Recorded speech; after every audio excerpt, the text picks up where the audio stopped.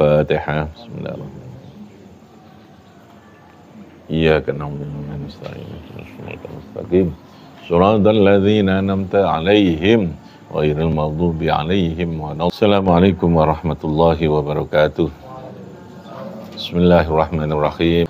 Subhanaka la ilma lana illa ma 'allamtana innaka antal alimul hakim. Qala al-musannifu rahimahullahu ta'ala wa nafa'ana bihi wa bi 'ulumihi fid dhari amin. Rabbi shrah li sadri wa yassir li amri wa hlul 'uqdatam min lisani yafqahu qawli. Ma ba'd. Bayanul ma'ani al-batinah. Bayanul ma'ani menjelaskan beberapa makna al-batinati kang bersifat batin. Al-batinati kang bersifat batin. Allati kang biha kang dengan ma'ani. Allati kang biha kang kelawan ma'ani tatamayyazu dadi beda. Tatamayyazu menjadi berbeda. Apa hayatus salati uripe salat. Hayat itu artinya keberadaan hidupnya salat. Hayatus salat. Bayanul ma'ani menjelaskan piro-piro makna al-batinati kang batin, allati kang biha kang kelawan ma'ani tatamayyazu menjadi berbeda. Apa hayatus salati hidupnya salat. Ya juma'u tilkal ma'ani ala kasratiha. Yujma'u aja. Yujma'u dikumpulkan, dipadatkan, dikumpulkan.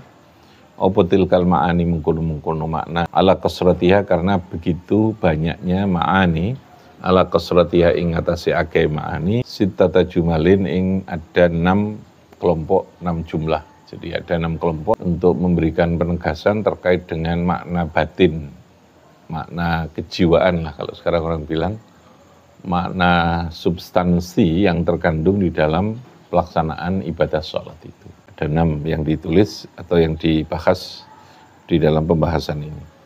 Yang pertama di dalam sholat harus ada, yang kedua watafahumi lan tafahum, memahami. Jadi tafahum artinya adalah memahami terhadap apa yang diucapkan maupun apa yang dilakukan di dalam sholat. Nah, istilahnya adalah tafahum. Yang ketiga di dalam sholat seharusnya harus ada wat ta'zimu lan ta'zim. Ta'zim itu mengagungkan kepada Allah. Ta'zim. Wal haibatu lan haibah. Haibah itu takut. Wal haibatu lan wedi atau rasa takut. War roja'u lan roja. Roja ini harapan, optimisme. War roja'u lan berharap, optimisme. Kemudian yang keenam wal khaya'u dan malu. Wal khaya'u dan izin malu nanggone Gusti Allah. Jadi ada 6 kondisi atau keadaan batin ya, keadaan kejiwaan yang harus ada pada sholat. Yang sholat itu menjadi hayat, menjadi hidup. Ada 6 kejiwaan, 6 kebatinan, ditambahkan gitu. Yang pertama adalah dia sudah sampai hatinya itu lalu kemudian tidak hadir. Kalau tidak hadir itu berarti ya gaib, ya kemana-mana. Hati ini tidak di dalam sholat. Nah itu yang istilahnya adalah khusyuk ya. Jadi dalam sholat seharusnya ada khudurul qalbi. Hati kita betul-betul hadir, ikut hadir di dalam sholat itu. Jadi jangan fisiknya saja, tapi qalbunya, hatinya juga harus hadir, mengikuti dan berada di dalam pelaksanaan sholat itu. Hati ini itu betul-betul khusyuk ya, khusyuk, khudur, fokus, lalu kemudian konsentrasi itu terkait dengan khudur tadi. Yang kedua adalah tafahum, berusaha untuk memahami terhadap semua yang dilakukan di dalam sholat itu. Jadi kalau apa yang dilakukan itu simbolisasi lah, memaknai simbol ya, memaknai terhadap adanya batin yang berupa rukun yang kita lakukan itu maupun hal yang disunnahkan itu adalah perlu tafahum, memaham. Dia ada berdiri, kenapa sholat fardu itu harus berdiri, ada ruku, ruku itu bagaimana pemahamannya? Hingga dia akan menimbulkan sebuah kesadaran. Jadi kalau khudurul qalb itu fokusnya adalah kepada keterlibatan hati kita untuk hadir di dalam pelaksanaan sholat itu. Jadi tidak pada posisi yang ngeblank, tidak posisi yang kosong gitu. Lalu yang kedua ada tafahum tadi ini. Jadi bagaimana memahami terhadap semua hal, semua aspek yang terkait dengan ibadah sholat itu. Wa ta'zimu dan ta'zim. Jadi sholat itu di samping memahami dari semua apa yang kita lakukan, yang kedua harus ada ta'zim, mengagungkan kepada Allah. Jadi sholat itu menjadi media kita untuk ta'zim, untuk tasyrif, memuliakan kepada Allah. Maka di sana ada bacaan tasbih, maka di sana ada sujud, ada ruku, secara gerakan itu. Karena itu perwujudan daripada ta'dzim dengan sholat itu. Jadi di dalam sholat itu ada unsur yang bersifat kejiwaannya apa? Dengan sholat itu kita berusaha untuk ta'dzim, ngagungkan kepada Gusti Allah itu. Ta'dzim. Yang keempat ada namanya haibah. Di sholat itu ya kejiwaannya kita harus dalam posisi yang ngerasa wedi. Haibah itu, takut. Haibah itu sama dengan khauf itu. Jadi ada perasaan yang campur aduk, ada kejiwaan yang campur aduk tapi menyatu pada intinya kepada Allah. Kita kan melihat sesuatu itu pada tingkatan yang pertama itu fokus. Anda ketika berhadapan dengan seseorang atau ketika ngaji atau ketika apa saja, maka posisi pertama yang harus dilakukan adalah posisi hudurul qalb. Ada hati kita yang ikut berada di dalam suasana kegiatan itu. Jadi, artinya adalah fokus, konsentrasi, dan seterusnya.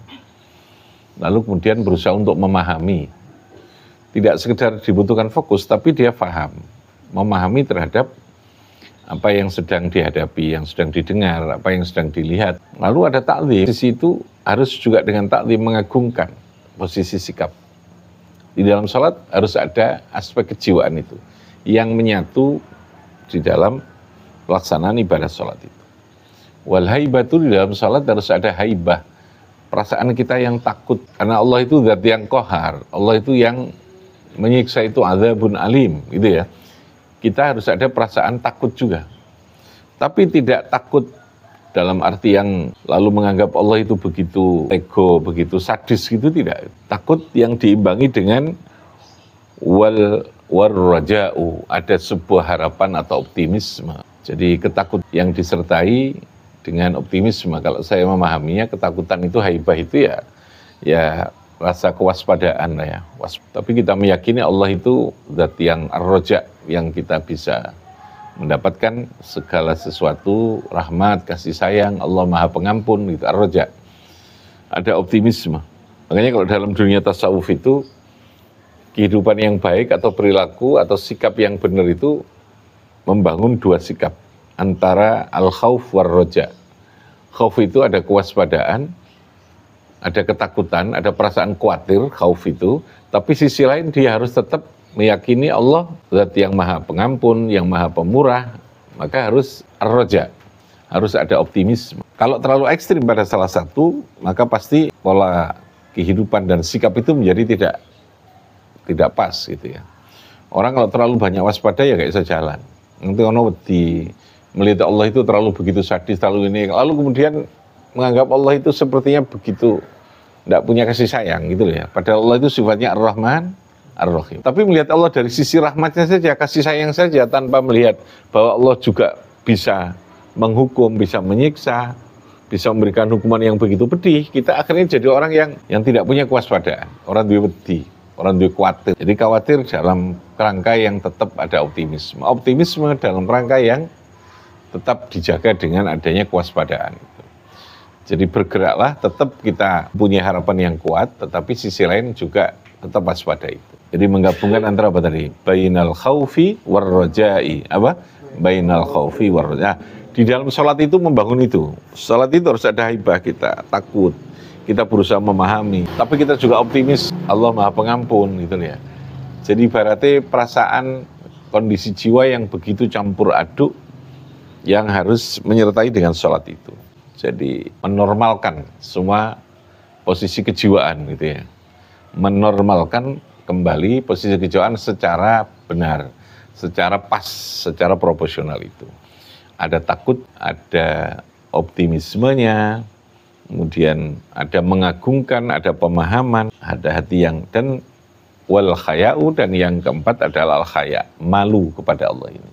Jadi perasaan yang begitu utuh ya, yang begitu komplit, ada rasa malu kita ini kepada Allah. Jadi ya kalau Anda bayangkan ketika kita bertemu dengan orang yang kita hormati, yang kita agungkan, maka di sana dari 6 macam tadi sifat yang ada pada diri seseorang itu harus kita tunjukkan, itu menyatu. Bagaimana Anda kalau datang pada orang yang Anda agungkan, yang Anda hormati, yang Anda cintai, lalu kemudian Anda datang pasti dengan posisi yang tadi, hudurul qalb. Anda harus datang dengan sepenuh jiwa, yang namanya fokus, konsentrasi, gitu ya, sepenuh jiwa. Lalu Anda harus berusaha untuk menggunakan pemahaman akal kita untuk memahami terhadap apa yang dilakukan, yang terjadi pada orang yang sedang kita hadapi itu. Baik dari segi ucapan maupun gestur tubuhnya gitu ya. Ya posisi apa, ketoro semangat, masih senang, atau dia sudah agak capek, atau dia mungkin sudah terburu-buru, itu kan kelihatan ya.